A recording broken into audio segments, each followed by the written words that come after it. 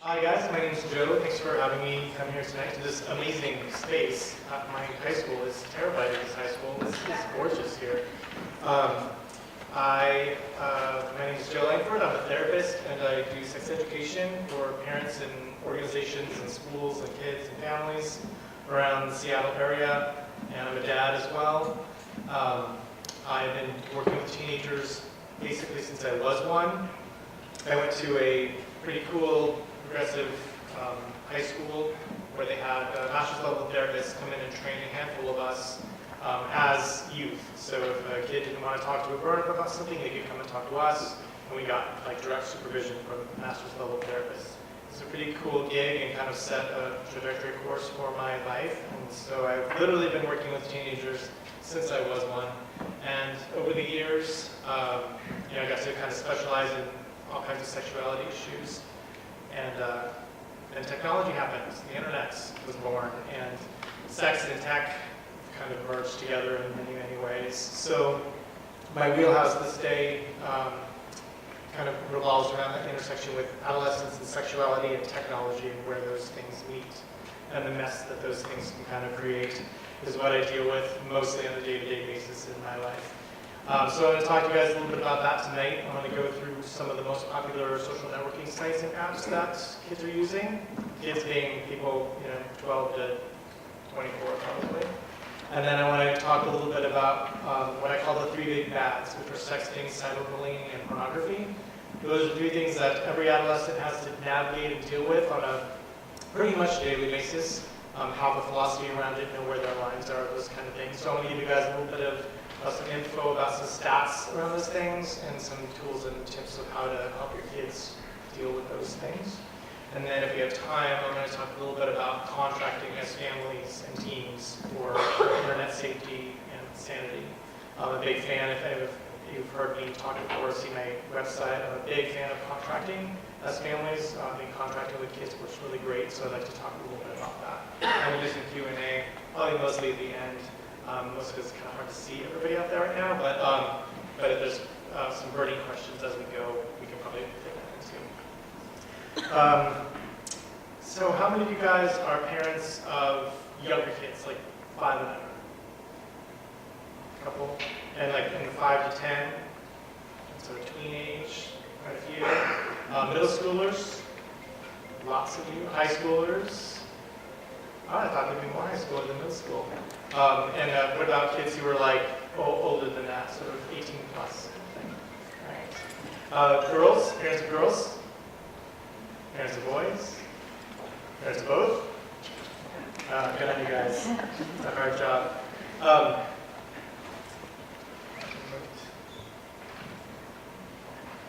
That's me. That's my website, theheroes.net. So this is a talk that kind of can lend itself to notes, so if you want to take notes while I talk, that can be really helpful. There was a couple people that emailed me about their kids potentially coming, and any teenagers in the audience today. Okay, cool. Kids tend to hate when I do this talk. I get hate mail, and sometimes they're hate things like that. So that's okay. A woman earlier outside the lobby was just saying her kids saw this talk on the bulletin board, and they sort of like blacked it out with a big black marker. Don't go, which I think is hilarious. I'll probably get some hate mail from that kid. I want to talk about the first thing is what I call the good, the bad, and the ugly, which is the social networking sites. So I'll kind of break it down for you a little bit, kind of talk through each one, what it is, how it works, what it's for, and then I kind of categorize them into the good, the bad, and the ugly, and you'll see why. The internet is an amazing way for people to connect and grow and share, and we get to be exposed to things that we're not usually if we're just left to our own kind of non-technical devices in our real lives. I'm not against that kind of connection. I'm a big, huge fan of the internet, actually, but when I talk to people, when I talk to families, when I talk to kids specifically, I say the internet is a tool, it's not a toy, right? Like a weapon, like a car. If you screw around too much, you don't know what you're doing, really bad things can happen, and kids don't always understand that. As adults, our experience generally has been a little bit different than theirs. We, for the most part, hopefully, got to a certain level of grace and social skills and manners and etiquette which we overlaid onto our online lives once the internet happened. But our offspring are having way more technology shoved down their little throats than they have the chance to get the social skills and the manners that go along with it. And I think that is sort of the root of a lot of the problems that our kids are facing these days. The other thing is that our kids, from their perspective, look at the internet differently than we do. To them, the internet has always been there, right? Before they were born, so that means the beginning of time, right? So the internet is a grown-up. The internet must know what it's doing. The internet can be trusted, right? That's not true. We know that, right? The internet isn't really that much older than some of the kids that we're talking about today. But all of our kids are going to be online in some way. Does anybody have kids who are not interacting with the internet in some shape, way, or form? Right? So all roads lead to the internet. Even when those few people who do have kids who have no experience with the internet at all, their kids will at some point, right? So I kind of liken it to going to restaurants, right? We take our kids to the restaurants when they're little. They screw things up, they make noise, they spill stuff. We take our pasta to go sometimes. That's just how it works. But our kids learn how to behave in restaurants through those experiences, right? So it's the same thing is true with their online lives. It's up to us as parents to kind of get in there with them and help them know how to do it so they don't look like crazy people or monkeys when they are 15, 16, 17, 27 and interacting on the internet. The constant connection has increased dramatically in all over the world, but specifically in America in the last handful of years, at least in the last decade. Does anybody check their phones since they walked into the room? You don't have to answer that, I'm just kidding. We've all got emails to check and text. Some people do the Twitter thing. And way back in the day, people used to actually talk to each other on their phones. Nobody really seems to do that much anymore. If you are a grown-up and you live in America and you have a smartphone, raise your hand. You average about 28 apps on your phone, statistically. Some of us have a little bit more than that. And about 338 friends on Facebook. Some of us have a little bit less than that. The mean comes in at about 200. Facebook is far and away the most prolific form of social networking. It definitely has the gold medal. Is anybody here not on Facebook? Just out of curiosity? So, 10 people? I have a caveat question to ask for that, because that number is getting higher. It used to be very, very small, and now, like this, 8 or 10 people raise their hand. Of you guys that raise your hand if you used to be on Facebook and now you're sort of in recovery. Well, okay, one of them. Okay. Facebook just had its 10th birthday. Actually, I guess it's 11th birthday by now. And it just cracked 1.5 billion people, which means 1 out of every 6 people on the planet is on Facebook. If it were a country, it would be the 3rd largest country in the world. And I actually just read something recently about the like button on Facebook. Everybody knows the like button, that concept of liking something online, right? 5 years old, right? 6 years ago, there was no concept in America of liking something online, right? How quickly that has permeated the roots of our culture, right? 5 years, that's all that took. Now you can do all kinds of stuff on Facebook besides liking things. Okay. I'm going to talk a little bit about that. So I'm going to talk first about Facebook. I don't know if it's talking Facebook or anything like that, but like I said, it is sort of the grandfather of social networking. It did it best, it did it mostly first. Everyone that's come after them has been kind of sort of a riff on their theme. Does everybody, even though there's like 10 of you that raise your hand, everybody kind of knows sort of how Facebook works? Does anybody need to explain that? Okay, I won't explain Facebook. The things to remember about Facebook, when I think about social networking or these apps, and I'm dealing with kids, I try to think about what would be the real world equivalent of this thing, right? And so I've decided that Facebook is a dinner party, right? It's pretty civilized, pretty surfacey. It's like chit chat, you show pictures of your cat, you talk about your gelato you had for lunch yesterday, those kinds of things, right? It's not too big a deal, right? It's not, and it doesn't get too ugly. It's an election year, so that's a little bit iffy right now. But generally, people are well behaved, right? You don't break up with your girlfriend at a dinner party. You don't have a shouting match with your brother at a dinner party, right? Those are sort of dinner party no-nos. The takeaway from that with kids, as I like to say, Facebook is pretty good way for kids to cut their teeth on the internet. When they start social networking, Facebook is a nice way for them to kind of start doing that and get their sea legs with it, so to speak.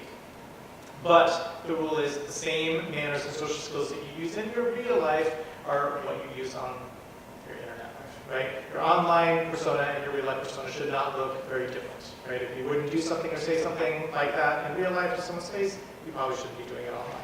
That's sort of the takeaway rule with most social networking, but specifically with Facebook. That's sort of the lesson I try to impart in kids.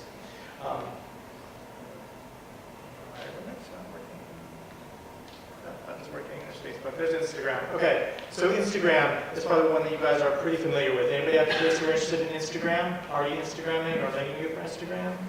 It's a pretty popular one. It will probably have it actually has the silver medal statistically right now in terms of the social networking that is the second most popular in the world, or at least in America.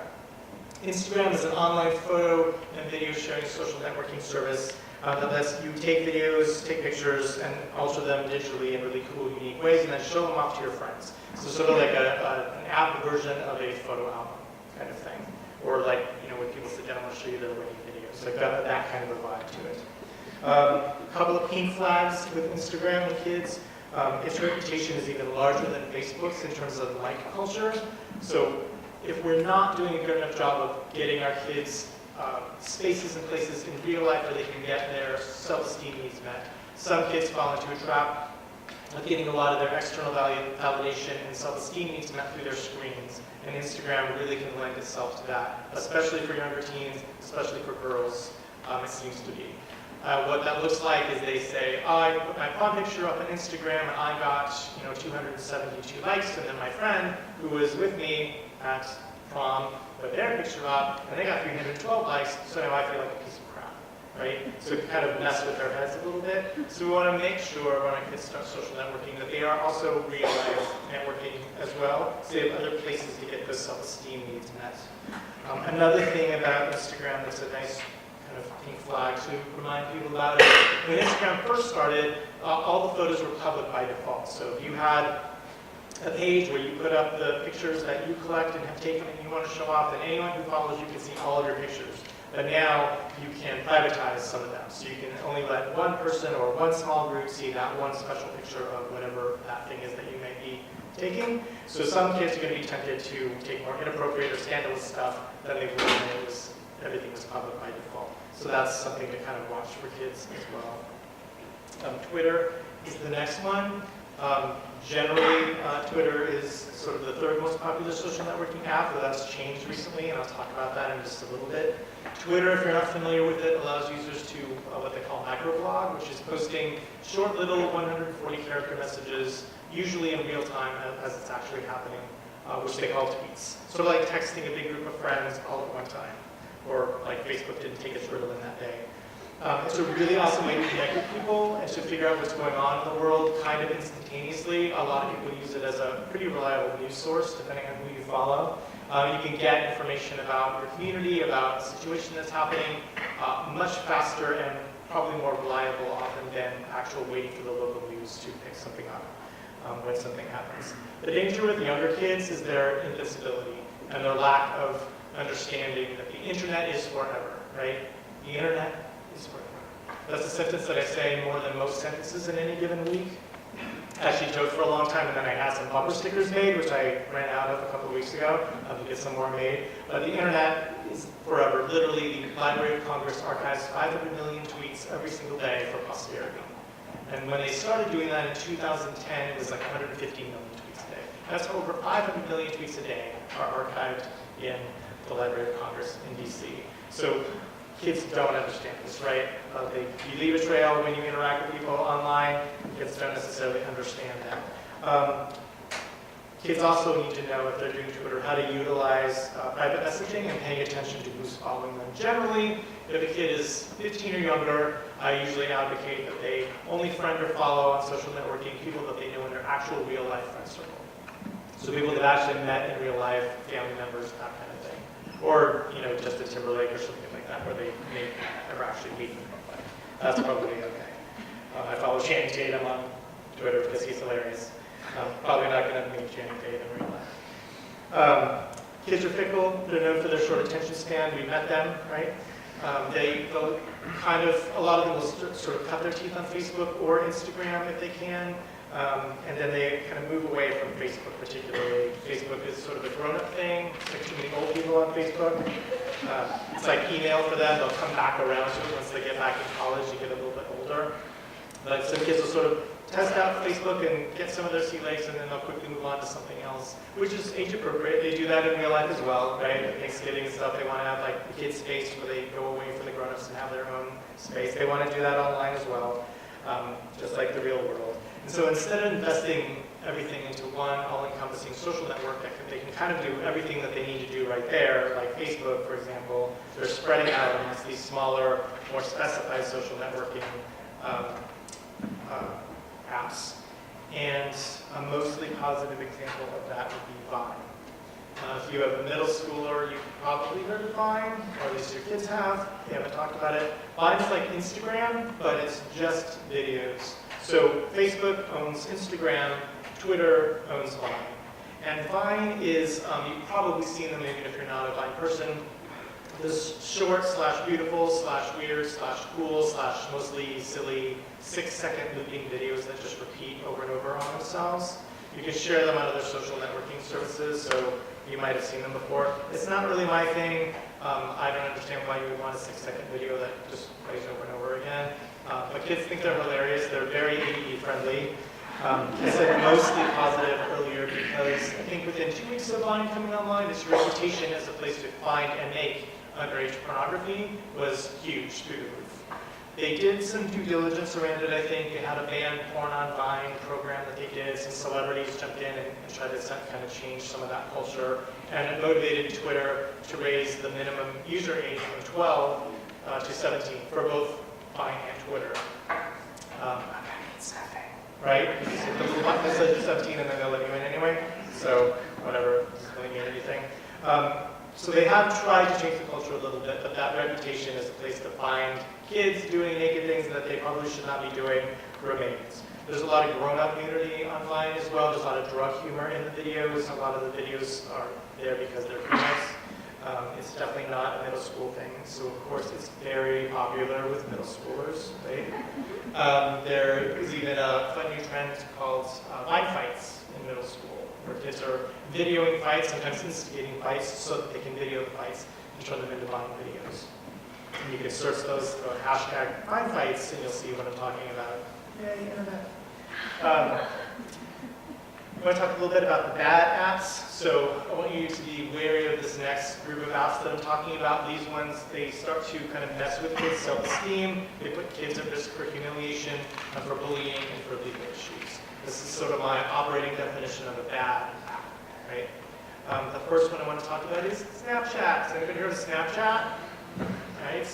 When I started doing these talks a few years ago, there were hardly anybody that ever heard of Snapchat before. So now the word's getting out. We've had a lot of negative press. They're doing some responses to it. But Snapchat, if you're not familiar with it, thousands and thousands and thousands and thousands of teenagers have been lured into this false sense of security around the Snapchat app. It's a wildly popular instant texting app that is directly marketed to teenagers. On Snapchat, you can text videos and pictures. You can draw on them, give them captions, and tag them with a timer, 10 seconds, 20 seconds, 30 seconds, and then the pictures disappear. No problem. Most of the posts, which they call snaps, are kind of goofy, ephemera, kids just screwing around, but it has a really potent reputation of a way to safely sext and send nude or inappropriate photographs of themselves, which disappear when the timer goes off into the ether, never to be seen again, so no consequences. But the reality is that you lose all control of an image once you put it out on the internet, right? Remember, the internet is forever. Kids just don't always know this, and the ones who know this don't understand what that really means, and even the kids who do understand what it really means, they don't think it's going to happen to them, right? They have the Nazi syndrome thing going on. And Snapchat encourages this behavior under the false pretense that the opposite is going to happen, so it can get really, really confusing. They say, just don't worry about it, just post it. Nothing bad will happen, probably, right? But 8 out of the last 10 new clients I've had in my office who've been in trouble with law enforcement over their behavior around sexuality, 8 out of the last 10 clients that I've had were in trouble directly because of their behavior on Snapchat. So it's kind of a mess. I was telling one teen recently, one of my clients in my office, I said, if you've never been to a restaurant before, and you went into a restaurant and people were standing on the tables and spitting food at each other and throwing plates across the room, you might think that that's how you behave in a restaurant, right? but that's not how we behave in restaurants, right? So Snapchat can be very, very confusing. On the apps that I have in the good category, right, I put them there mostly because on places like Facebook, on places like Instagram, even Twitter, even though it is an election year, when people are screwing around or being inappropriate or weird, they stick out. You notice that person, right? You notice the person in the restaurant who's spitting the food, right? So if kids start out with apps like Snapchat, it can really confuse them in terms of understanding how people are supposed to behave toward other humans on the internet. It's possible for kids to be on Snapchat and have appropriate behavior. There's just so many people on there not having appropriate behavior that it gets very, very confusing, especially for younger kids. It's really hard these days. It's an extreme social statement for a kid to say, oh, Snapchat, whatever, I'm not doing that, I'm over it. Because it feels like the whole world is on Snapchat. It is extremely popular. So it's really hard to have your kid not be on Snapchat these days, unfortunately. It can be quite ostracizing, but it is definitely worth having a conversation about what are the rules, how do you behave toward people, and with any social networking site, when your kids start social networking, you need to get in there and do it too, right? Jump in, be on Snapchat with them, figure out how it works, and you're kind of going and learning right along with them. Another important note is that Snapchat's popularity has had a huge boom in the last year. If any of you've read any articles or anything like that, it actually has taken the bronze medal away from Twitter in terms of the third most popular social networking app. Now it is Facebook, Instagram, Snapchat. The good news is that the Snapchat people, who I think are ridiculously irresponsible, have started to get the clue that they actually have a shot at being an actual viable, proper, real social networking app that humans will use in real ways. So I think they're starting to kind of grow themselves up and mature the app a little bit, but it does still have a reputation and some pretty deep grooves formed about kids being inappropriate on the app. So it's definitely just something to be aware of. Burnout, like Snapchat, Burnout is a messaging app that erases messages after a set period of time. The self-destruct starts once the message is opened by the recipient, and once the timer expires, again, the message theoretically is destroyed forever. Unlike Snapchat, it is for text messages only, so just words, right? Which can reduce some of the anxiety that parents feel, right? Because Snapchat is primarily a picture. But Burnout uses this really unique display feature that's a little hard to explain, but basically they call it a spotlight, and so you read the message by swiping your finger across the screen, kind of like a little mini flashlight, so you only see one word at a time, right? And the whole screen's black, except for the word that you're highlighting. And then once you get to the end of the sentence, then it disappears forever, right? So this adds a sense of secrecy to the messages, and that, combined with the promise of a permanent delete, really encourages kids to do and say things that they wouldn't necessarily do otherwise. Or just be super mean to someone just because they can't, right? Because the message is clearly they'll get away with it. The bottom line for me, anyway, that I encourage families is the only reason to use apps like this is to communicate covertly and leave no evidence that the conversation ever took place, right?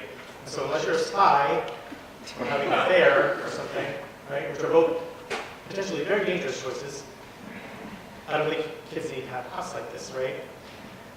Speaking of sneaky behavior, this looks like a calculator, right?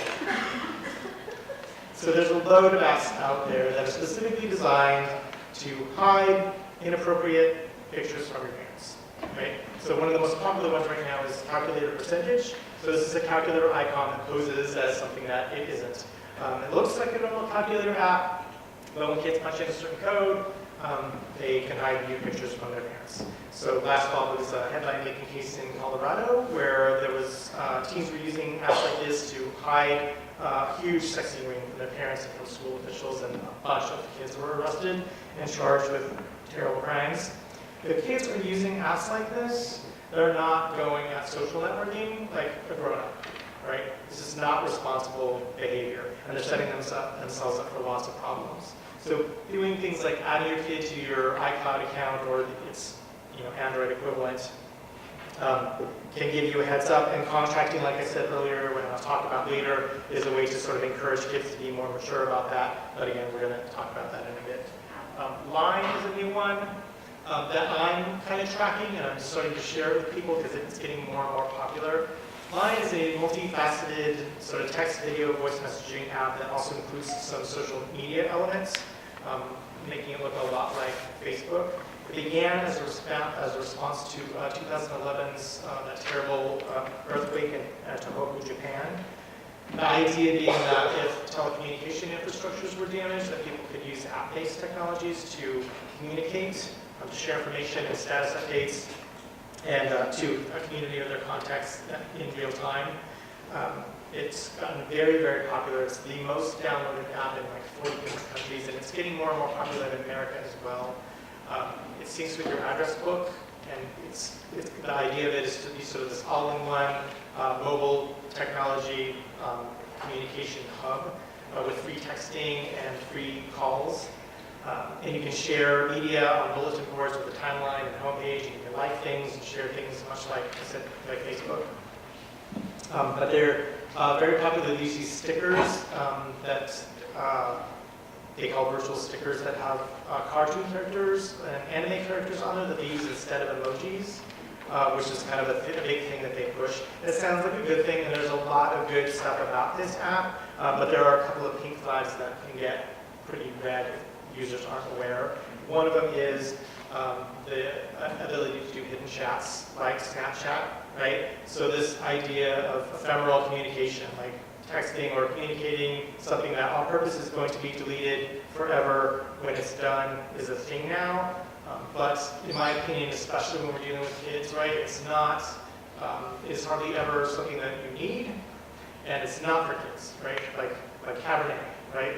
Not just something you need, not for kids, right? So any text app that has like the idea behind it, like I'm going to do this thing and then I'm going to make it disappear.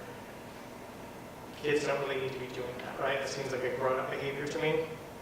Another big risk, specifically with this app, is it's getting a reputation of a lot of in-app charges. So those stickers, they really push those stickers a lot, and they get very expensive over time, and they don't always explain that to the users. It goes to your address book and tries to get everybody else that is in your contact list to be using Line as well. They do push that idea of like free texting, free calls, but if you're online using Line and you're calling someone or texting someone who's not online, there's a charge for it. They don't leave with that information either. So a lot of kids are getting really big in-app charges using this app, and they don't understand, they don't realize that that's what they're doing. So it's something to be heads up. This is sort of creeping into American culture right now, but it's getting really big and really popular, and there is a lot of good about this app. So I'm kind of starting to tell people about that one. And then we're going to talk about some of the ugly ones. So in my book, which I'll talk a little bit about later too, I teach kids to be wary of any app that encourages them to mask their identity, to promote cruel behavior, treating other humans badly, that encourages them to lie, break the law, or makes it easy for them to be located by people they don't know on the internet. So that's my definition of an ugly app, right? And so I really encourage kids and parents and families to stay away from these apps in particular. Using these apps, I think, gives your time, your energy, your money to irresponsible developers who encourage irresponsible behavior. They take advantage of stupid people, and they support the predators that prey on those stupid people. So I don't like any of that stuff. Those are huge red flags for any app, as far as I'm concerned. And when apps have these characteristics, I encourage kids not to use them. The first one that I'm going to talk about is Kik. Anybody heard of Kik? Kik is another super popular, fastable smartphone messaging system. When you boil Kik down to its bones, it's just texting, really. So there's nothing your kids can do on Kik that they can't do with just regular, old-fashioned, mortal texting. But the app has a built-in web browser. It has a host of internal native apps so kids can also play games and search pictures and share memes. Does everybody know what I mean when I say meme? Any? A couple heads nodding or shaking. So a meme is a bit of internet information that you can pass around to other people through email or apps or texts, things like that. They're usually humorous. Back in the day, things like ironic t-shirts or bumper stickers or the article that you would cut out or the comic strip and put it up on the fridge or the bulletin board at work. When you do that online, it's called a meme. My favorite ones are those old-fashioned postcards with the housewives from the 50s saying like snarky dishy stuff, right? I love those are hilarious. There's the one of the grumpy cat is a meme, those kind of things. So kink is very meme culture, it's a very sexualized meme culture. There's a lot of sex that happens through kink. They watch videos, listen to music, check out funny content on other sites. It's not intended for tween use, but it's directly marketed to teens. So of course there's all that trickle down that comes and it ends up being very popular with tweens. The bulk of users on Kik are between the ages of 11 and 15. And if you have not ever gone on Kik before, you can try that, just for some homework, and you will see that it's clearly 11 and 12 and 13-year-olds using words that they don't really know what they mean on there. Because either despite that or because of that, it has a reputation of being super sexualized on Kik. Unlike more responsible social networking services like Facebook or Twitter, where you have to friend or follow someone before sending a message. With Kik, you just have to type in an age range and the location, and then all the people with the Kik app that fit those parameters show up in your feed. Right? Worse still, Kik is anonymous. You don't need to link your account to a phone number. You don't even need to use your real name. It has no age verification, no parental controls, no blocking. It has a ton of privacy concerns. It's a favorite of sexual predators. Education.com, if any of you follow that site, is a great site. They say Kik is one of the worst apps for kids. Unfortunately, like Snapchat, it is very, very popular. It feels like everyone on the planet is on Kik. And again, it can be a real sort of exclusionary social statement for a kid to say, I'm not going to be on Kik at all. It's really hard for kids to do that. And like Snapchat, you can be on Kik and have okay, appropriate, responsible behavior, but there's a lot of people throwing plates and spitting food in this app. So it's just something to really be careful when you're dealing with kids. I would definitely say if they're under 15, it can get very ugly very quickly. But one kid in my office who's been in trouble, who didn't get in trouble because of Snapchat, got in trouble because of Kik. So it's a mess. Meet Me is a teen-focused, location-based dating app. It's kind of like Facebook, where you create a profile with pictures and comments and followers, but different than Facebook or other services like that were intended to connect and stay in touch with people you already know. Meet Me is specifically designed for strangers to meet and interact online. My biggest concern with that is that once the profile is created, it's made public by default, including your location, and they don't always make that really clear to the kids who are using it. It's not explained very well, and the developers have actually been sued of Meet Me because of their lax privacy and the lack of age verification. It's resulted in a lot of sex crimes in several states. It's kind of a gross app. It gets worse than that because when you're on Meet Me, you get a popularity app. You get rated from very low to average to very high, right, based on your activity and how many people are looking at you and following you and paying attention to what you do. So users are encouraged to increase their popularity by paying actual money to step into what they call the spotlight, which sort of features them and kind of can boost their popularity with these strangers. Or, if that's uncomfortable for them, they can play a match game where they get matched up with people who are in their league and they fish for secret admirers and get more people to click yes on their profile, which also boosts their popularity. This app is creepy, right? If you haven't been listening to me. An immature take on what I think is a mature behavior, right? And it teaches kids at best to seek approval from strangers that they don't know online, and at worst to not be very cautious about actually meeting up with them in real life. I do not like this app at all. Can I ask a quick question? Sure. Is this all smartphone apps, or can you access these from your computer as well? I believe you can access most of them from your computer as well, but generally they're smartphone apps. Yeah. This is Ask FM. Anybody heard of Ask FM? A couple people? Okay. It got a lot of negative publicity for the last couple of years, and it kind of started to fade away. I actually stopped talking about Ask FM for a few months because it was sort of disappearing. But they've done this huge, big, new rebrand media push, including their new little dude, right? Isn't he cute? Don't you want this guy on your phone? Right? How cute is that? Ask FM is a social networking site. It's one of those ones that's set up in the anonymous question and answer format, which can be really cool when it's limited to grown-ups, right? or educational purposes. Like Quora is a great anonymous question and answer site. Reddit has a kind of an Ask Me Anything deal that you can go on and ask questions and get legitimate answers about things. Ask FM is set up in an anonymous question and answer format, but it's populated mostly with kids, and it gets very ugly very quickly. What it looks like is someone goes, "Why is Susie such a skank?" And then 27 people jump in and explain in gross gory detail why Susie is such a skank, even if they've never met Susie. But Susie gets all the information and then she feels terrible. Ask FM doesn't monitor content. You can't adjust privacy settings. You can't easily identify other people when they're acting creepy or inappropriate. It lends itself to extreme bullying. It's linked to a bunch of suicides in a bunch of different countries.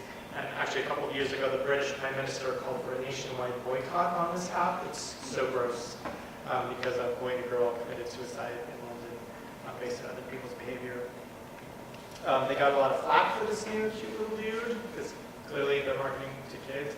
So this is the newest one. As of a couple weeks ago, they changed their logo again.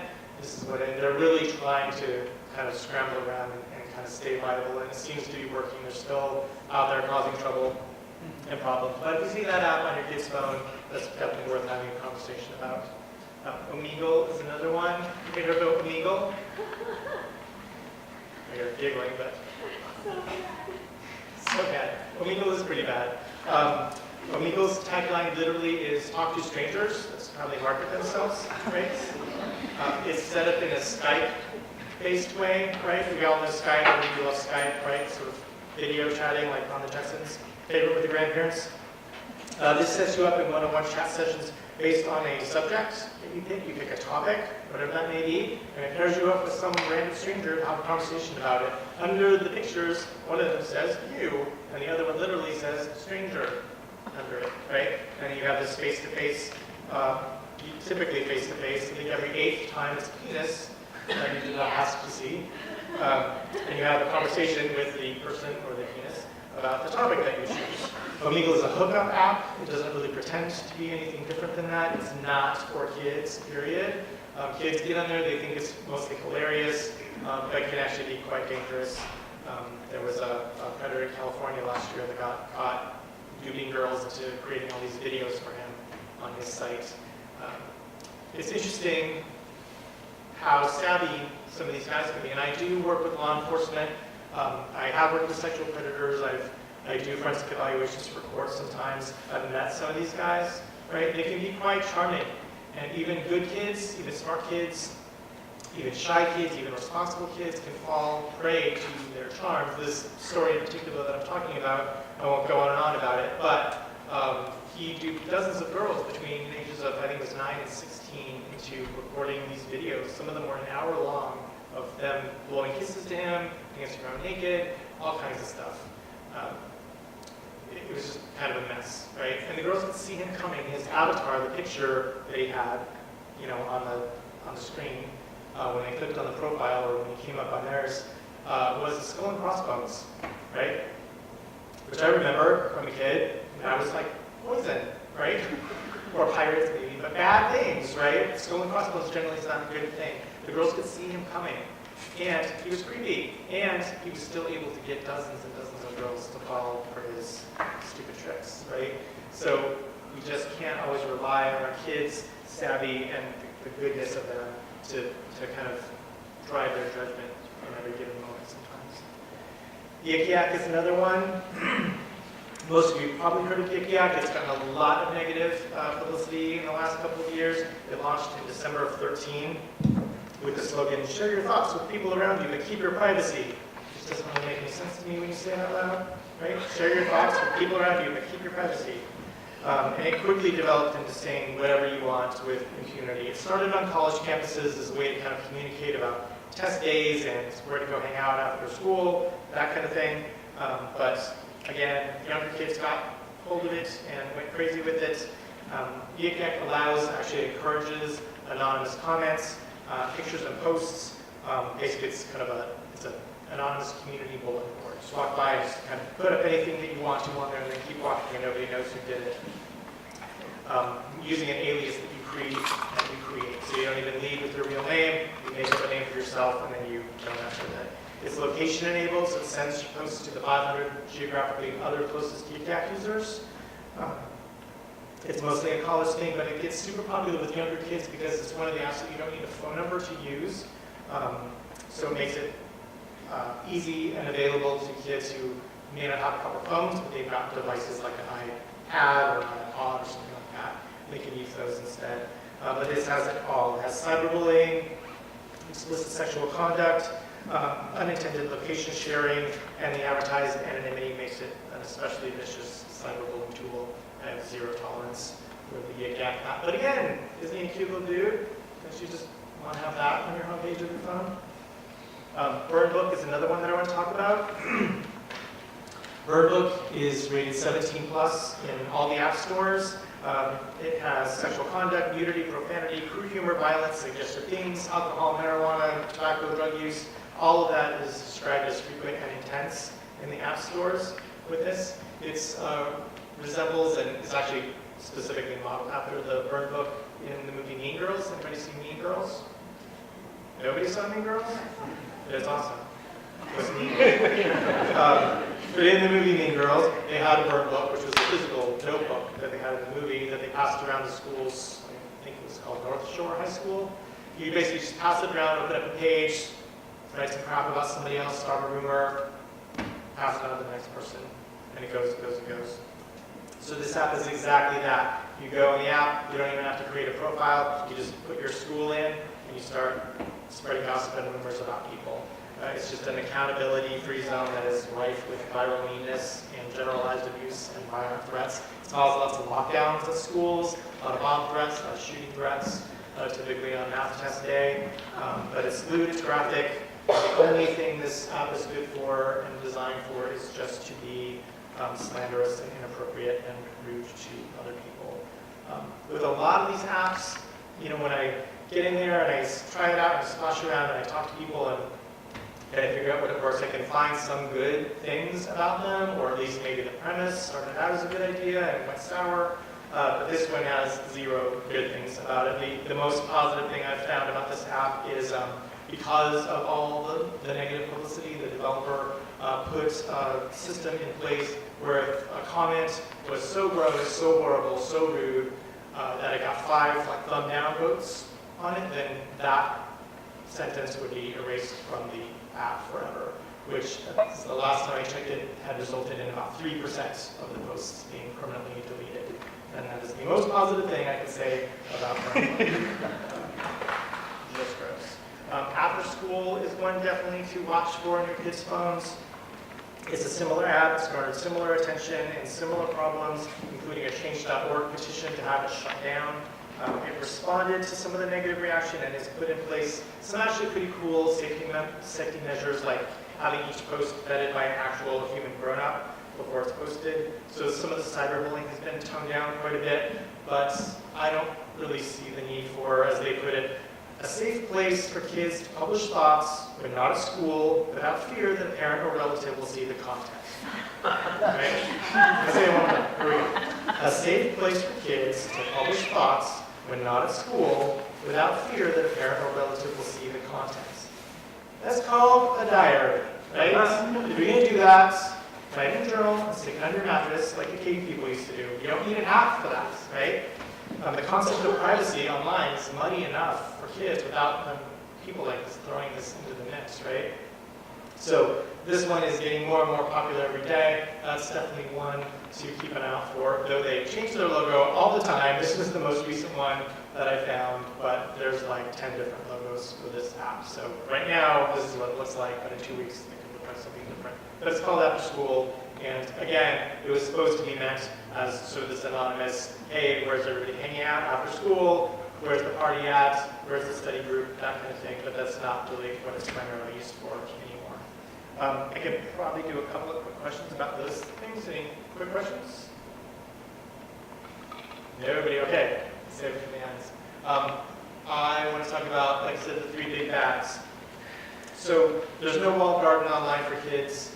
I know that Google is trying to do one called Kiddle, if anybody saw that, but it's got a lot of problems. They need to work a lot of bugs out. There's no kind of safe internet that's just especially for kids, right? If that was a thing that was able to be done, somebody probably would have figured out how to do it by now. Who knows, it may bubble to the surface at some point, but it doesn't look very viable right now. And there's bad guys out there. We need to acknowledge that. Like I said, I've met some of those guys, that's a thing. Good question? I just wanted to go back to the apps. Some of them, a lot of them I'm not familiar with, but I can understand that there's a lot of pressure on kids who want to be involved socially and aware of what everything's going on to go on these apps. And do you have like a positioning with kids to say just don't go there or go there responsibly? How do you take a good kid and somehow say, look, you don't even want to go there? And does that work? Is that effective? That doesn't really work. Yeah. Yeah. So and my stance, like you said, is go there responsibly, right? Like I said, the internet is awesome. The internet is a really good thing. I know I'm freaking people out a little bit with these apps, but the internet really is a good thing, right? We really are gaining more and more the sense that this is a global village. We are all in this together. There's all different kinds of people that when you boil us down to our bones, we're really all kind of the same. There's a lot of good in that, and social networking is a way to do it. And it's not going anywhere, right? In 20 years, there's probably not going to be television the way that we understand television, but there will be something like this that we carry around with us all the time, right? So social networking is looking pretty future-proof. It's going to be around for a while. So more, I think, is helping kids get in that pool, wade into it, use some safety measures, wear their sunscreen, have little floaty things on, and let us be there with them while they're learning how to do this well. And then sort of letting that leash out slowly is more how to do it, right? It doesn't really help our kids so much when we protect them from this, right? Because then when they don't get their first smartphone until they're 30, right? Then they don't know what they're doing, right? They just look like crazy people and they're 30, right? So helping kids do that, like the restaurants, let them spill the pasta, make a big scene, that kind of stuff. But be there with them when they do it and help them self-correct and help them learn how to do it differently as they go forward is probably a better place to aim the arrows. Right? I have a question also. Sure. I missed the beginning. Was Instagram one of the good ones? Generally, I put Instagram in the good category. Yeah. Any app can be made into a bad or irresponsible app, but most people on Instagram are using their powers for good. And is there some type of voyeurship over it that's keeping it clean? I have a 13-year-old who is on it nonstop, and it just seems to be nice pictures when I look at it infrequently. Is there any type of control on the other side before it gets to her phone, or? She can pick who she follows, but that's really it. Most of the policing is done by the users themselves. So Instagram is one of that's like, it really is what you make of it, right? Whereas Kik is just like the place where the donkey boys took Pinocchio, and if you go there, like that's what you're going to see. Instagram, you can kind of pick what you see, like at a museum or something, right? So that answers the question. So there are, bad guys out there too, right? There's bad sites, there's bad guys out there. That's a thing that happens. That's a different conversation that we have with our kids. Far and away, most of the damage that's being done to our young people are being done to themselves and to each other, right? They're much more dangerous to themselves than the creepy guy who's, circling the park in the creepy van. With all three of these three big bads that we're talking about, like I said at the beginning, again, I think social skills is the primary issue, right? Sexting is the first one I'm going to talk about. Sure. Can't see you right now. You said to be there with them.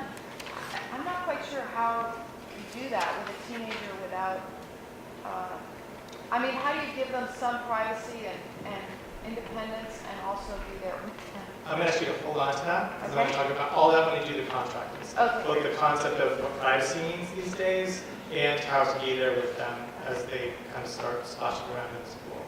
So I'll just have you hold on to that one. Flirting and impulsive choices are in the job description of everybody who has a teen in their name. It's been that way since the beginning of time. It was that way when we had teens in our name as well. But the major difference between current and future generations and the ones who've come before it is that everyone has a camera in their pocket with them all the time, right? So if you have a camera on the person right now, raise your hand if you have a camera. Here you go, right? Everyone has a camera right now. So I'm going to play a little game right now, but I can't see you guys very well. But everybody raise your hand really high up in the air. God, I wish kids listen to me as well as the grown-ups did, right? All right, keep your hand up if you've never done anything stupid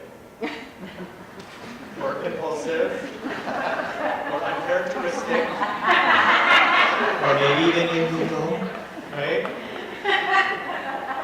Nobody has their hand up, right? Nobody ever has their hand up when they get to the end of this list. Because we all have that thing that we did, right? We all did that thing, right? That thing that we may not have been brave enough to tell our parents about, even though we're grown-ups now. We're probably not going to tell our kids about, right? That thing that somebody could have been arrested or dead if it had gone a little more south, right? We all have that thing. Kids don't understand that, right? So whatever that thing is for you, whatever your thing is that just made you put your hand down, now imagine if your best friend videoed it and it was floating around on YouTube and your kids could see it, right? Cricket. Right? That's what our kids are up against, and they don't understand that, right? They don't understand. When you get married, your in-laws are going to Google your ass, right? When you have your kids, they bet you, right? At getting court, and have the prosecution say, yeah, Your Honor, and by the way, here's a printout of their Instagram feed, right? Even now in banks, your people are getting a social score, right? If you leave a trail of irresponsible behavior publicly on the internet, you're not getting those loans for those houses, right?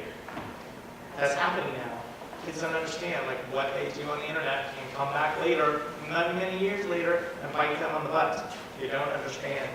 But this whole camera thing, lending itself to the sexting, which sometimes means just sending sexy words, but most of the time when we say sexting, that means kids sending naked pictures of themselves to each other, right? The first thing that we need to discuss, and again, I'm a therapist and I work mostly with teenagers, mostly the boy flavor of teenagers. It is a revolting way to flirt, right? There's no flirting anymore. There's no role modeling for flirting these days, right? Sending a picture of your penis is what flirting looks like right now, right? They've got these comedic sitcom flirting fails on TV shows, and they have the big, grand, romantic, will you marry me gestures in the movies. That sweet spot of what it looks like when you actually want to interact with another human and see if they like you back. Nobody knows how to do that anymore, right? So I have to tell guys all the time, don't send pictures of your penis. That's not flirting. I say it's not even an equal currency, right? Girls don't like looking at boys' swimsuit areas the same way that boys like looking at girls' swimsuit areas. Penises are kind of weird looking. Girls like other things, right? They don't understand that, right? The second thing is it creates this negative quantified cycle, because what it looks like is he sends a picture, right? And she gets it and she goes, he likes me, right? So she takes her picture and sends it back, and he goes, yes, it worked. And it goes on and on and on, right? The girls are not innocent, though. About 20% of teens and a third of young adults have sent pictures. Those numbers double for just the words as they go. The boy-girl ratio is almost identical. In fact, the girls start that ball rolling sometimes before the boys do, depending on which study you read. Why? Because they know that that's what the boys are going to respond to, right? Our kids are kind of marinating in this very quantified culture right now. So they know that that's what's going to get them attention. They definitely know that Billy is going to pay attention to me if I send him this picture, right? Even if it's only for 5 minutes until someone else sends him a picture, I'll be at the top of his list for 5 whole minutes, right? And the girls just put up with it. When I have the girl clients in my office, right, every single teenage girl I've had in my office in the last probably 8 years, every single one has had some dude, send a picture of his penis to her on her phone that she did not ask to see, right? None of those girls knew any girls that hadn't had the same thing happen either, right? It's cultivate. It happens all the time. I'm telling you, somebody's doing it right now, right? Probably not in this room, but somebody is doing it right now. It's horrible. They just put up with it. I say, if you pulled this penis out in a parking garage and showed it to you, you call the damn police, right? Like, why is it different because it's on your phone? And you go, I don't know, it just is. Right? Madness. The third thing is felony, right?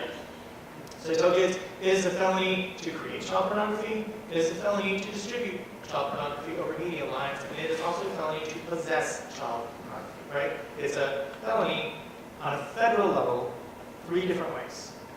And I have to explain this to kids. And again, they don't always understand that. When they understand it, they don't always think it's going to happen to them, right? That'll never happen to me, they say, right?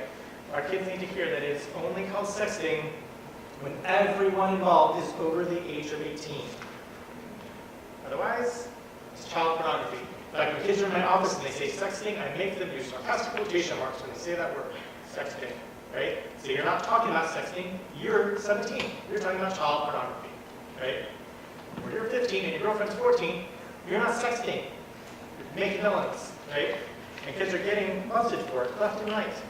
Not that I think that that's a good thing necessarily. I don't think that's the best way to get kids to stop doing this. But we live in a reactive culture. We live in a litigious culture. We live in a very law enforcement-based culture. There's no other kind of rules, right? Cyberbullying I want to talk about. I'm not going to go on and on about cyberbullying here because I know that it is part of a bigger conversation that's happening. The anonymity that our screens give us is super tempting, especially for kids, right? Like the flirting, I think this is a social skills issue. Almost all kids, when they're polled statistically, right, almost 100% of kids, when they're asked, say they've seen cruel behavior on the internet. Duh, right? Has anyone in here not seen somebody being a jerk on the internet just because they can? Right? 100% of grown-ups have seen somebody being rude and crude on the internet as well, right? It happens all the time. Mean comments and damaging rumors are the most common types of cyberbullying. Revenge, injustice, and just cause are the most common reasons. And the social networking sites, the apps that I was talking about, and just good old-fashioned texting are the most common ways that kids are cyberbullying these days. Kids are mean to each other. They always have been, but the viciousness and the viral aspects of doing it online are prolific. It can escalate really quickly, and the consequences can be really tragic. We've all read those articles. The psychological and the emotional effects of cyberbullying are very similar to real-life bullying, but the volumes turn way up on them. For example, in real-life bullying often ends when the school day ends, but cyberbullying happens 24 hours a day, 7 days a week, which means that kids are being humiliated and harassed even when they're home, even when they're in their own bedrooms where they're meant to feel safe. The mean and embarrassing information can be distributed anonymously and really quickly to a really wide audience. If the embarrassment feels really large and public, and oftentimes it is, it's not like, they tripped me in the cafeteria and I spilled my tray in front of everyone in the lunchroom. It doesn't feel like that to kids anymore. It feels like it happened in front of the whole planet. And when you think about the reach that things like Twitter or Snapchat have, it really can feel like it happened in front of the whole planet. Deleting or stopping, refuting the harassment or the rumors is super difficult once that ball gets going. Unlike the bullying that happens in person, there's not usually teachers or other adults around to give intervention or protection or support or help, so the victims are often left feeling very, very alone. Plus, like I said, it's extra vicious because of the anonymity of it. Witness the comment thread under any given article on the internet, no matter what the topic, right? There's always somebody in there being a jackass just because they can. You know that those people wouldn't say half of the things that they're saying if they actually had to look an actual human in the eye when they said it, right?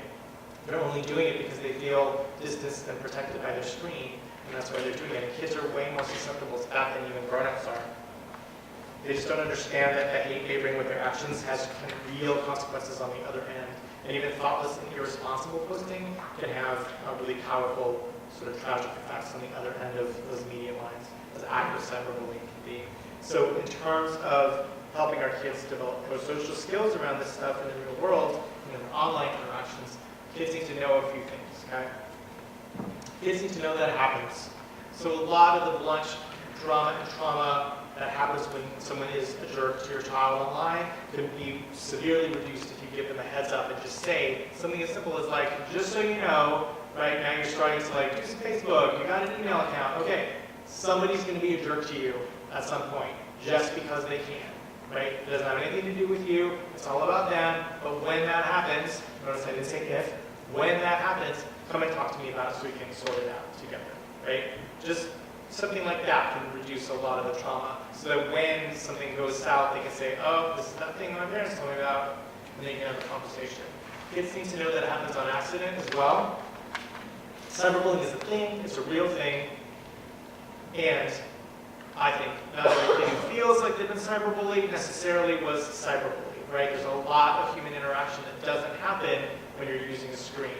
Voice, inflection, eye contact, body language, all that kind of stuff. Most of what happens in communication is gone when you're only interacting through a screen, and things can get really confusing.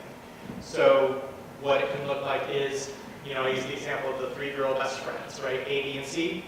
And they're all invited to the party, but C is grounded, or maybe she has to go to her grandma's for Easter, right? So A and B are at the party, and they're tweeting, and they're taking pictures, and they're sending her messages all night long, ding, ding, ding, ding, maybe in a genuine attempt to have her be there in spirit, join in the revelry, right? But C might be sitting over at grandma's house, feeling really alone and lonely, and like they're rubbing it in her face, right? So kids need to know that if something weird happens in an interaction, that you trust that person, or you consider that person a friend, or you know that person really does care about you, but that seems weird for them to say, don't just assume that something's wrong. Go and have an actual human face-to-face conversation with your friend and figure out what the hell's going on, right? Kids need to do that. They're not very good at that anymore because they're so used to doing most of their communication through these guys, right?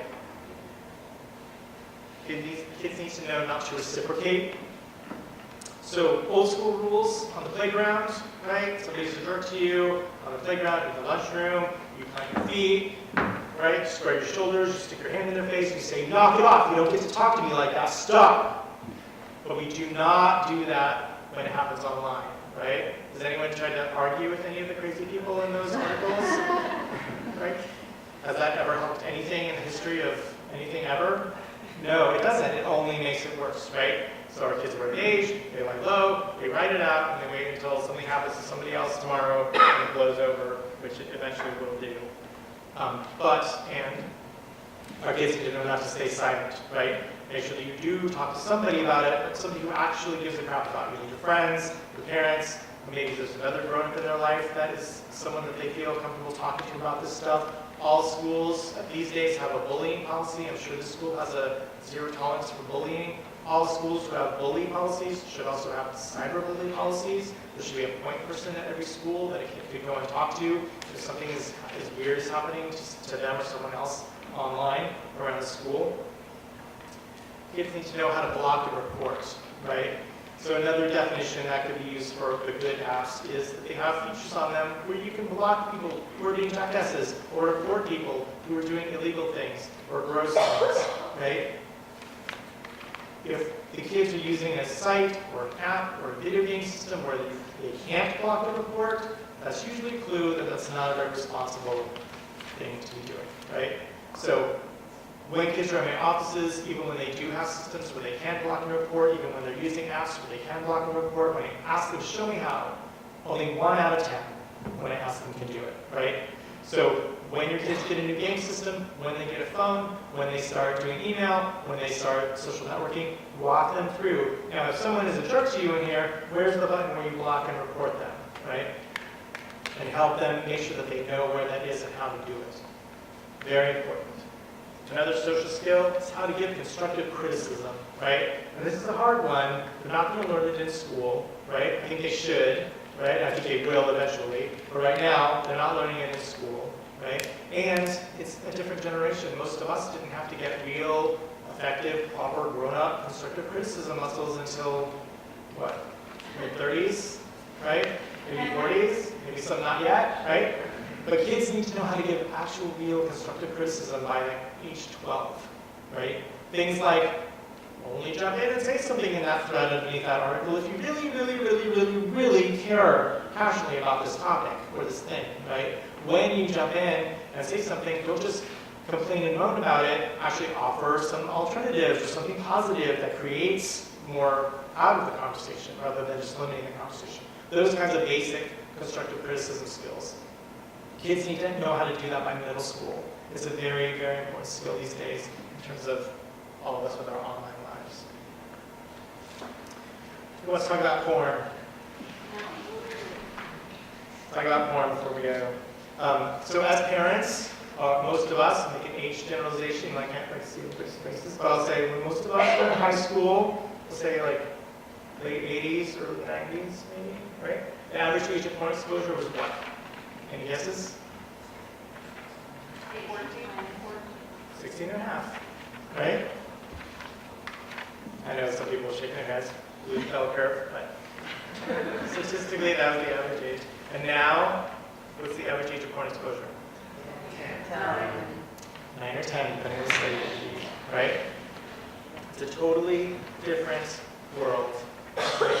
Almost 100% of both boys and girls are now exposed to some form of sexually explicit content by the time they enter puberty, at least once. Right? Studies say.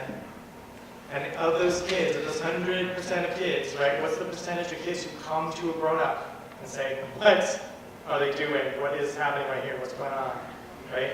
How many of them, what's the percentage of kids that come to a grown-up and try and figure out what's going on? 1%. 0%. Oh my gosh, that's really freaking you guys out. No, it's a little higher than that. 25%. Right? Still terrifying, but not 1%. 25% of kids will come to a grown-up and try to figure out what's going on. Between 75% of kids try to sort it out themselves. But they ask their friends who don't know any more than they do, right? Pornography means something completely different than it did when we were kids, right? Even just 10 years ago, 15 years ago, the word porn just means something different. It's not, that magazine that your cousin had under his bed with the model and the strategically placed ice cream cone. Like, that's not what kids are dealing with now, right? I can't remember the last time I had a kid in my office who even dealt with still pictures, right? That's antique stuff. That doesn't happen anymore. It's graphic, moving HD images of things that don't necessarily need to be in HD, right? The kid that makes it all the way through middle school without being exposed to porn in some shape, way, or form is extinct. It doesn't happen anymore, right? Our kids spend way more energy to avoid pornography now than we ever spent trying to get our hands on the stuff back in the day, right? When we said things like back in the day. Lube has twice as many Google hits as toothpaste. Orgy has almost twice as many Google hits as condoms. It's everywhere, right? So we need to be talking about this stuff with our kids so that when, again, not if, when our kids see it, they're not going to be that 75% of kids who try to sort it out themselves. Because most kids say their main source of sex education is what? Used to be their friends. That was the number one answer, but now it's number two. The number one answer is the internet, right? The first fully internet generations haven't quite finished cooking yet, so we don't know what the upper reaches of this phenomenon is going to be, but in my experience, in my practice, in talking to schools and families, it's not super great, right?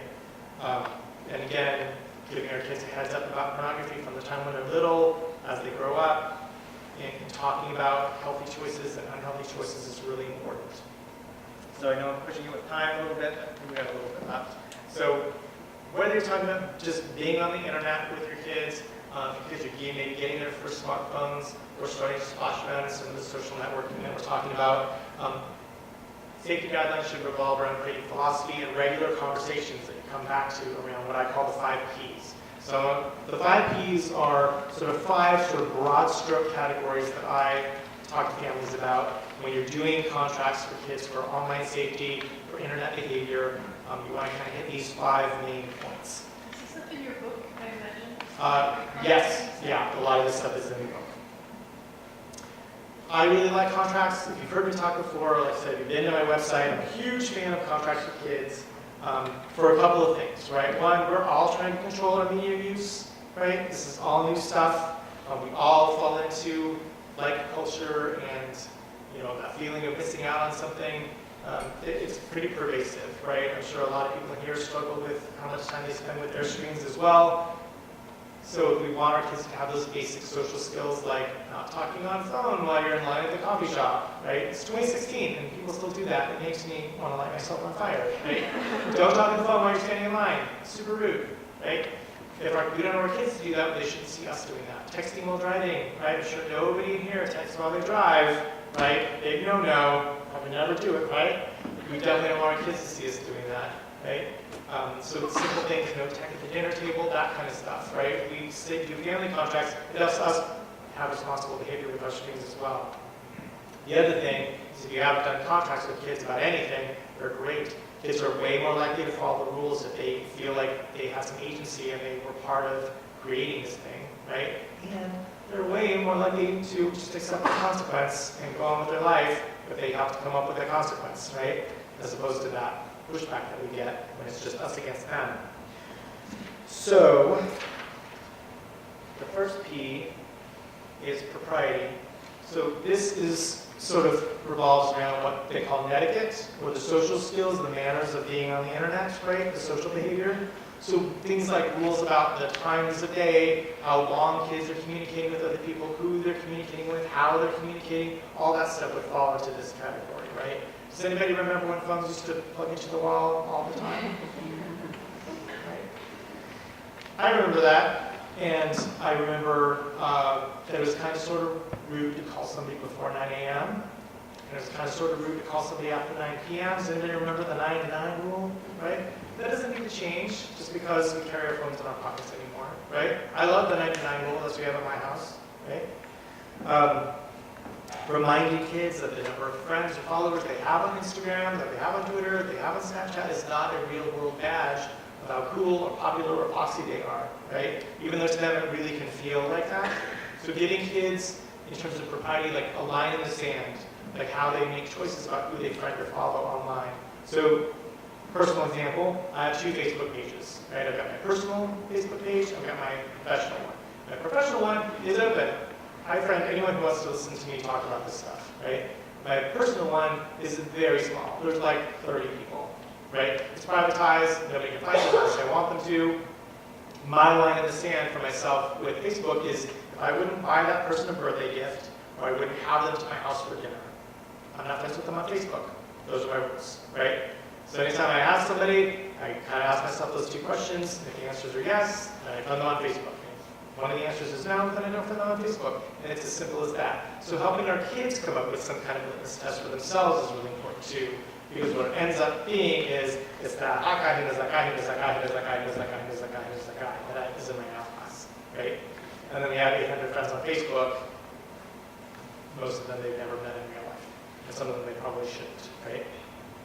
Has anyone had to teach their parents how to drive the internet? You had to do that in here? Yeah, I had to do that too. Right? Yeah, it's not impossible, but it can be really difficult, right? You know, like mom, when you say things in all capital letters, it means you're shouting, stuff like that, right? Like that kind of thing. We have to make sure that we teach the generation that's behind us the same social skills too. It's easy for us to fall into that trap, like, oh, the kids are so savvy, they just know how this all works, and they know how everything goes, but they don't really when it comes to some of the social stuff. We got to remember that we still need to train them just like we do in our restaurants, again, with that metaphor, right?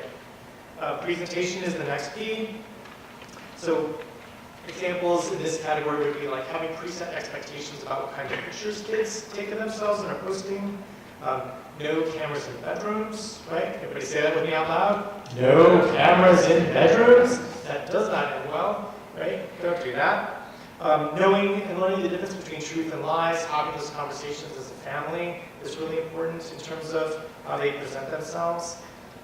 You know, there shouldn't be a wide gap between who they are in their real life and who they are presenting themselves online. When they do create profiles, I think at a minimum, a basic requirement is their real first name and their real age, right? Which I know squicks some people out. They don't give their last name, they don't give their social security number, their address, anything like that, right? But a real first name and a real age is very important, right? Because if Billy is a social networking profile on Snapchat or wherever he is, but he's Billy, right? He's much more likely to act like Billy, right? He's much less likely to do things that Billy wouldn't do. He's much more likely to show up as Billy, right? Rather than like, cool dude 2016, right? He can do whatever the hell he wants. Who knows what he's going to do, right? But Billy, if he leads with Billy, he's probably going to act more like Billy, right? And in terms of the age thing, I think it's important as well. There are predators out there, like I said. We have those conversations with our kids. There will be some people that target a kid because they're 15, but most of the time what you're going to avoid is that guy that goes and says, oh, wow, you're the hottest 19-year-old I've ever seen.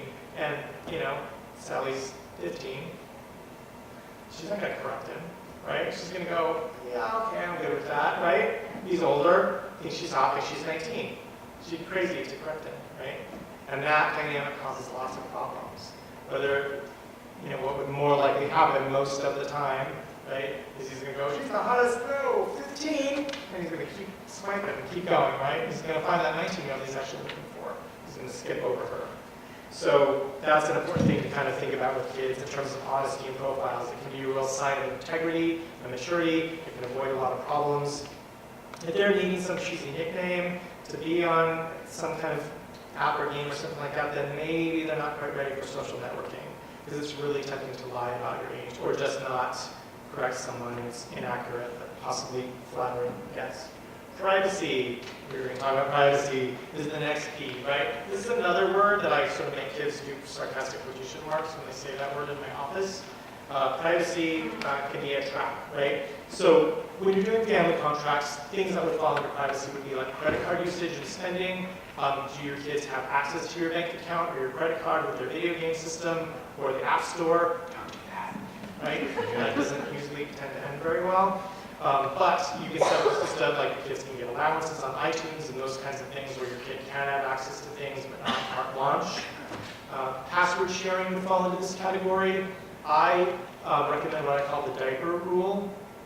Do not share your password with anyone who didn't or won't eventually change your diaper, period, right?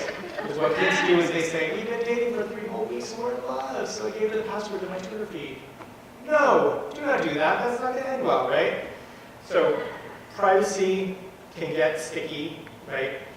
Especially controversial, right? I don't think there's much terms of privacy online in the big picture or within the family, right? When kids are at least starting out anyway. I think kids have a right to privacy, right? But dealing with the web is something that's earned and given over time. I think of it like a driver's permit, right? Raise your hand if you're going to give kids car keys when they're a certain age and say, go learn how to drive, have fun, see you later. Right? Nobody, that's crazy pants, right? Nobody would ever do that. Doesn't make any sense. And even kids understand that too, right? None of your kids are expecting that that's going to happen either, right? But they do with their phones, right? There's a culture we have where they open up their phone on their birthday or Christmas or whatever, and they say, thanks, see ya, and there's zero conversation about it, right? And we can't be doing that. I think we as parents need to be in the passenger seat as they learn to drive their smartphone, as they learn to drive the internet, just like we do in cars, right? Until we see them screw up, we watch them recalibrate and correct themselves, right? They're going to dent their fenders a little bit, they're going to make some mistakes, right? And if it gets too bad, then you can back up the truck and take the phone and try it again, things like that. But then our kids will learn how to have responsible behavior. So the thing with kind of doing it with them. So if your kid starts out on Facebook and you're not on Facebook, get on Facebook, right? You're their first friend on Facebook, right? Same with Twitter, same with Snapchat, same with anything they're doing. If they want to do Instagram, you get an Instagram account too and do it. You guys can learn how it works together. You guys can do everything together. You can learn how it works just like your kids. Sometimes they'll teach you how it works. They'll know even before you do, right? It can be mind-numbing if you've ever followed any kids on some of these social networks. But it's really important to do, right? And you can say, the kids hate this. This is one of the reasons I get hate mail for this talk, right? Kids hate it, right? But you can just say, hey, the internet is not a thing. It's a place that you go to, right? I was telling my son, you don't get to go hang out at the airport with people we don't know, right? You're not going to go to France on your own at this age, right? No, of course not. Right? His internet world is very small too, and it'll grow as he does. But right now, I'm with him as he does it, right there. And I said, I swear by all that's good and holy, if I have a problem with your Instagram feed, I will not say anything on your Instagram feed. We'll talk about it at dinner. We'll talk about it in the car, right? I will not interrupt your Instagram feed because nobody likes social networking with their parents. But it's a really important thing for us to be able to do that with them. So we're there and we can see them making mistakes, right? Random and sporadic checks on profiles and texts should be the admission price, right? It's not their smartphone, it's the smartphone. They're just renting it kind of thing, right? Our kids should never have better tech than we do. Say that with me. My kid will never have better tech than I do, right? You don't have the crappy flip phone and I have the new awesome iPhone. No. Flip that, right? Speaking of that, good tip. that I've been using for a year or so with some families. So some people get their kids their first smartphone, right? And I say middle school can be a great time to introduce a smartphone to a kid for the first time. Not every kid, and not the first week of middle school, but during their middle school career is a nice time for most kids to get a smartphone and start figuring out how to do that and do that well. But some families have been getting their kids 2 phones, right? You get an awesome smartphone that they want, and you get them a crappy little flip phone, and you put the crappy flip phone on top of the fridge, right? And you do your contract, and you put it up on the fridge there too, and then when they screw up, again I didn't say up, I said when they screw up, then you take the smartphone for 2 weeks, and they get to lug around the crappy flip phone in front of their friends, right? They hate that. You'll have to do that once, maybe twice. It's awesome. Property is the next key. Mostly this is high school, like homework stuff, like plagiarism, don't cut and paste something and pretend it's yours, giving credit where credit is due, that kind of stuff. But also things like pirating would fall into that conversation as well. Are you going to just rip that movie or that album off the internet, or do you save up your allowance and spend your actual money supporting that artist that you say you admire? As kids get older, they're able to have those kind of bigger picture philosophical conversations about these things, right? So we want to encourage that kind of responsible behavior. And the 5th one is palate. So this is about choiceful consumption and citing your sources. So sometimes with this one, it can be really helpful to put kids in the driver's seat, so to speak, with the conversation, like asking them how they make their choices, what websites do they trust, which ones do they not trust, how do you tell the difference between those things, how do you know that something is responsible or true and something that's not. Defining words like healthy and inappropriate, right? Those are words we use a lot. Words that kids use a lot, we all toss them around, but when I'm in my office and I have kids and they're sitting there and we're talking, and I say, tell me the difference between healthy and unhealthy, right? Where's your line between something being inappropriate and then when does it turn inappropriate? They can't always tell me, right? So as a family, as a team, sitting down when you do these contracts and actually saying, this is how our family defines healthy. This is what the line is for our family where something becomes inappropriate. Can be super helpful for helping kids make good decisions. And then the bullying and the witness issues would fall into this category as well, right? How much damage do you need to see someone doing to another person online before you step in and say something about it or do something about it? If you step in to say something or do something about it, how do you do that? What does that look like? What would you do? Those kinds of conversations would fall into this as well. So if you haven't been to my website, should I put it up there?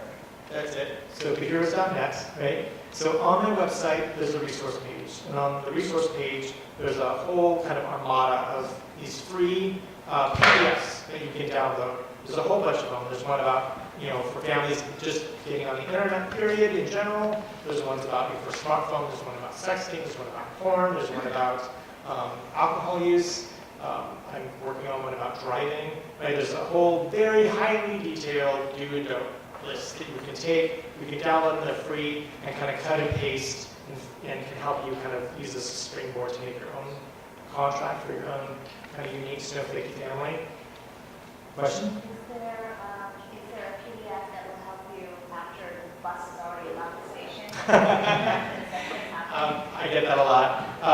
It's okay, right? Maybe you have a kid who has had a smartphone for a couple of years, or has had an Instagram account already for 6 months, or maybe you have a 17 or an 18-year-old even that have been having some problems. It's never too late to back the truck up, right? For parents, we can be clever. There's always something to do, right? It's springtime right now, right? Spring cleaning, new leaf. Guess what? We're backing it up, right? We're sitting down, we're doing a contract. These are the new springtime 2016 rules for our family on the internet, right? You got birthdays, you got end of the school year, you got New Year's, you've got fall, new harvest, all kinds of stuff you can figure out. Any time of the year is a great time to just stop what you're doing and pick your needle and move it to a different groove, right? Nobody knows what that reference is. So it's hard. Agreeably, it's harder. That's one of the reasons that I say middle school is a great time to introduce this stuff to kids, because they still kind of sort of listen to us. They still kind of sort of give a crap what we think, right? And so it's easier to kind of help gently take them by the shoulders and help them develop pro-social behavior. Whereas if you have a 16 or 17-year-old, the leash is kind of out of the barn already, right? So it's kind of harder to back them up and kind of have a fresh start, but it's not impossible. Another question? Yeah, a couple. I didn't know if you had mentioned YouTube, because I know we've all seen videos on the news of things being filmed between teenagers can end up on a YouTube video and it's possible. Yeah, it's one of those internet is forever conversations. YouTube, generally, I still put in a good category. Again, it definitely is what you make of it. You can kind of find anything you want on YouTube. So having rules about YouTube is very important. When kids are younger, saying you can go to these sites or you can follow this person's video channel and sort of keeping their world pretty small. There's something called XTube, which is different than YouTube, just to be clear. Don't let your kids tell you anything different than that, right? XTube is the porn version of YouTube, and most of the porn is there. You can find porn on YouTube if you want to, or try hard enough. But again, it really is what you make of it. And also one of these games, they have live, you're playing with somebody else, on the bottom, they have live chat where you can communicate.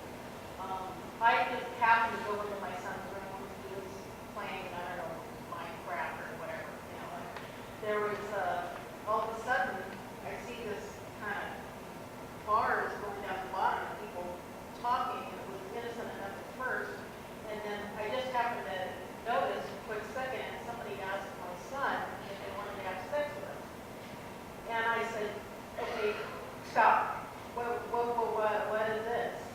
And he said, what is that? And he didn't even notice it at first, but then I explained to him in detail what it was, and he has since blocked that, and it's not possible. So I had to sit down and talk to him, and Cohen, has anybody ever asked you to meet them? And he said, yes, once. I was so horrified because I didn't know what it is, but, of course I want it now. But and he says, you didn't tell them where you live or anything like that, you didn't know. So again, with the contracting, it's a great way to sort of deal with that, right? There's not really any way to avoid that other than not letting your kids play games where there's an online chat feature. You can do things like you're only allowed to actually chat with people that you know in real life, where you can have like a small list. My kid is 11, I have a son who's 11, and he has 2 friends that he can actually chat with. He's not allowed to talk to anybody else. There are some games where it's hard to play unless you can kind of negotiate with other people as you're trying to solve the mystery or organize the attack on the village or whatever. But the contracts are great for that, right? So there's one on there about gaming that talks about things like when someone turns the situation sexual or they're talking about a topic that the game is not designed for. He gives kids parameters so that they look for things and they know what to do about what information they share, what information they don't share. All that kind of stuff needs to be in the contracts, and it goes a long way. Also, not having game systems in their bedrooms, again, can be super annoying, but keeping those kinds of things, keeping the family computer, keeping the game system in common areas of the house really reduces the chances of your kids doing something stupid, but also helps us kind of keep an eye out for other people doing the things that are inappropriate and stupid as well. Other questions? Okay. A little bit off topic, but a big concern I have with smartphones and the internet is kind of behavior of sort of the young brain being rewired for constantly interacting with the screen and becoming like there's a lot of research coming out about this, and it's a little bit of a part of this, but it has to do with sort of I see this with our child. She just got a Skype account, and now the first thing she wants to turn on at the beginning of the day, and the last thing she wants to turn off. And it's becoming sort of just this constant, so I imagine you're just talking about contracting and kind of controlling that, but it's, issues of multitasking, focus, all these kinds of things. I'm kind of curious, is that outside the kind of things that you end up counseling around? I can see this kind of... No, I do have more hope for our generation's kids, right? There's so the generation that sort of came before us. So a lot of the kids who are older teens now or young adults now that have been teens for the last 5 or 10 years. There was a kind of a section of the population in the world that got a little bit screwed with all this because their parents didn't see this coming, right? And so a lot of the mistakes that we've seen have been done by them. I have a lot more hope for the sort of next generation that's coming up now because we can have conversations about there's no such thing as multitasking. That's not actually a thing, right? So you don't need to have like the screen on and the music on and everything while you're trying to do your homework. Let's just do your homework and then you can do that thing later, right? The screen thing is, like, you get a skateboard and the first thing you want to do is do the skateboard. Like, it's new and it's shiny and it hasn't lost its luster yet, so of course that's what she wants to do. But it's just helping kids balance their real world time with their screen time is just a really important social skill. Teaching our kids to be able to unplug from things is very important. I deal with teenagers who have the FOMO. Does anybody know what FOMO is? Are you familiar with the term? Fear of missing out, right? And it's creepy. Like, and sometimes grown-ups have it too, right? I've had it before, but like that thing when like you don't have your phone on you or something, and literally kids in my offices like twitch, right? They're like, somebody's trying to get a hold of me. My phone is beeping, but I can't hear it, but I know what it is, right? Something's happening and I'm missing it, right? They have this like anxiety about it, right? So kind of helping them get muscles as young as we can of unplugging and finding something else to do. That's why I don't really, why do they need a smartphone in middle school? I mean, they're not driving anywhere in any directions, they're not doing research that they can't do on their computer at home. What really is the point, other than sitting and being lost in your screen, for middle schoolers using a smartphone? Well, and like I said, it's not great for everyone, right? Nobody needs a smartphone necessarily in middle school, though there are some cool safety features for it. That you can also do with a crappy flip phone as well. But the thing mostly when I advocate that is so that we can help teach our kids good manners and good lessons while they're still young enough and under our influence and want to pay attention to us, so that when they're 14, 15, when they're 17, 18, they're not starting at zero or looking like crazy people, right? Because they know how to do this. They've already made some of those dumb mistakes, or they've been listening to the rules over and over again since they were 11 or 12, that kind of thing. It helps them make better decisions when they're 14, when they're 16, when they're 18. That's the only reason I really advocate for it. But it's not a need, it's just kind of a benefit. The apps change so frequently. Do you have a resource that you recommend for staying up to date? They do change all the time. I don't. I haven't quite figured out a way to do that. I work with teenagers, so I have sort of the vein tapped, and this conversation, morphs a little bit every time I do it. So these are the ones right now in this moment that are most popular with kids that I'm seeing. But yeah, I don't have necessarily like a spreadsheet or something like that. I've thought about it. I just haven't quite figured out how to handle that conceptually quite yet. But it does change all the time, including the logos and all that stuff too. So I do a lot of shifting up my slideshow every couple of months. So this Snapchat, I am like the idiot of it, but I know it a little bit. So my son plays on Snapchat, and it's very innocent. He takes a fun picture of his face and sends it to a friend and laugh, and it's really funny. To take that away now is an interesting thought, but also I'm questioning, I wanted to bring him here. I didn't see any reason why not, so I really don't see any reason why to bring him here. So I'm curious, why is this conversation not encouraged, even again in this medium where parents did bring their kids? It's a lot easier to go through it together than boarding schools. I know that there's a counselor here from the middle school, and it makes no sense in the world to me why we're the ones who are almost being bombarded. It's a good thing. I'm glad to hear all the terms. I know, I usually apologize before I start talking for all the trauma that I cause people. Every single thing you said, I think my kids should hear. Yeah, and it's in the book, right? So the book, I guess you can. But they might have questions too, and you're the stranger who could really, they might hear, hey, you're not that cool, even though you have 6,000 likes. I actually remember him getting excited, and I didn't think twice about it. But if he was here, he would hear that, I think. Yeah, it's hard, and I do talks in the schools. I've just found more success when I start at the root of the tree, basically. Like, giving the parents a heads up, which often they're wanting, right? A lot of parents are like, what? I did not know this was going to be happening tonight. And so they go home, and then the kids are upset, like, where did you learn about kink? Who told you that word? But it's good for parents, I think, to just have the knowledge and then be able to make those choices and start those conversations and have it trickle down to the kids. But yeah, the book has all this stuff in it as well. I mean, not the specific apps, but sort of the philosophy around it.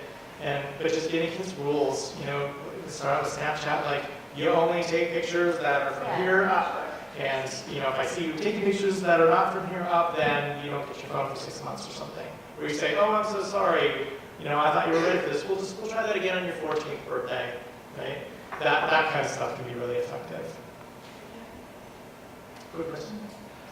What do you think of the sort of paid watchdog services for parents can, let's have a smile like this, which on fantasy, So I'm a big fan of monitoring kids online. Like I like monitoring software better than blocking software, mostly because it's easy to not look at the porn if you can't look at the porn.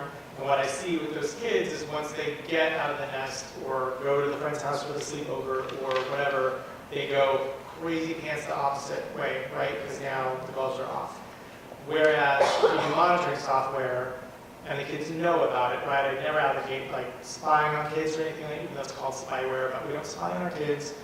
We let them know that we're monitoring them. That's part of being able to learn how to drive their phone and us being in that passenger seat. We are monitoring their content in different ways, depending on the device and what system you're using. How to do that is different, but I think it's really good practice because what that does for the kids is it helps them build muscles of self-control and restraint. Right?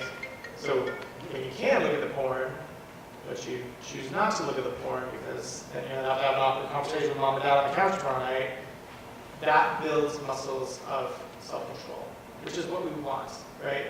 I was talking to a group of parents a couple of months ago, and somebody asked me kind of a similar question, and I said, are we trying to raise good kids, or are we trying to raise good grown-ups, right?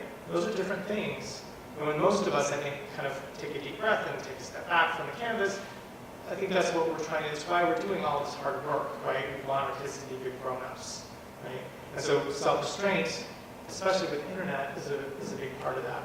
So I'm really a big fan of monitoring, but I definitely advocate letting the kids know that that's what you're doing, because that's really effective. There's a couple of, again, I don't know what's stalking them or anything, but one of them is called Custodio with a Q, Q-U-S-T-I-D-I-O, Custodio, which is great. They're doing a really good job. I've been using them with my kids for about a year and sort of tracking them. They're fairly new, they've been around a couple of years, but they're really trying to cover every device, every permutation of system that they can. There's only a few that they aren't, but their goal is to be able to have kind of a one-stop shop. Basically what you do is you take the web browser off the device, you put Custodio on, and then they go through Custodio to the internet. So you can sort of keep their internet world pretty small and monitor what they're doing at the same time. You can put time limits, all that kind of stuff. It's a really cool system that I like a lot, and I think it's like $40 a year or something like that to subscribe to it. And then you log on to the website, and then you can then you install it on all the devices, and you can control what's happening, or at least monitor what's happening. And I think that's a great way to help kids sort of learn how to, it's like training wheels, right? So they learn how to ride the bike, and then eventually you can take the training wheels off, and then they can handle it themselves. I think, do like one more question, and then I'll be out in the lobby, and I'll stay around for a while if people want to, but I want to let people go home if they want to go home. Yes, do you have any guidance on families with divorced parents in two different households, going back and forth and there's two separate rules? And how do you? It's really hard to have to navigate that when that happens. And so most of the time what I see is either just really clear, that's what you do at dad's house or mom's house, that's awesome. When you're here, these are the rules here, and this is how it works, right? And there's no cameras in the bedrooms in my house, and we don't use tech at the dinner table at my house, or whatever it is, right? It's good for kids to have those muscles, right? To be able to navigate, like, oh, you can do this in this circumstance, and you can do this in this situation, and you can't in other places, and being able to flex back and forth between this is a great social skill for kids to learn. It's hard as a parent to have to deal with that, but sometimes that's what it ends up being. Ideally, what you want to be able to do is sit down as that team and work on the contract for the smartphone and take it for their birthday or whatever it is, even with the divorced parent, right? You're going to have to be in this together. You'll have to deal with the consequences together. So you might as well make up the rules and put other stuff aside and let's do this for the kid. Because it is a big conversation, right? This is what parenting looks like now, right? This is helmets, sunscreen, vegetables, internet safety. This is what modern parenting deals with. So, but two parents, it's always going to work to be able to like push everything aside or get over ourselves and then be able to communicate effectively about this third thing. It doesn't always work, but ideally that's what you want to kind of shoot for. So I'm going to shut it down for now. Like I said, I'll be in the lobby